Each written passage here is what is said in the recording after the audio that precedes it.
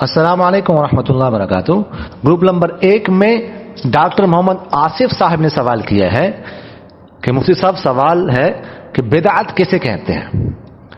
دیکھیے، بدعت کہتے ہیں کہ وہ ایسی چیز، ایسا کام جو دلیل شرعی سے ثابت نہ ہو، اس کو دین سمجھ کر، ثواب سمجھ کر کرنا، یہ بدعت ہے۔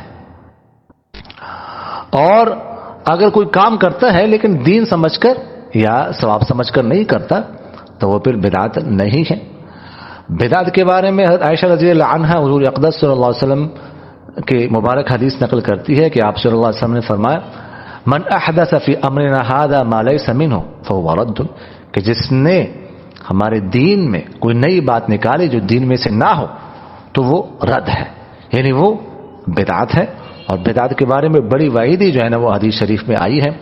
حضور اقدس صلی اللہ علیہ وسلم نے تو یہاں تک فرمایا کہ بدعت اگر راستے میں آ جائے تو راستہ بدل دو، اس راستے پہ بھی نہیں جانا چاہیے۔ جزاکم اللہ خیر۔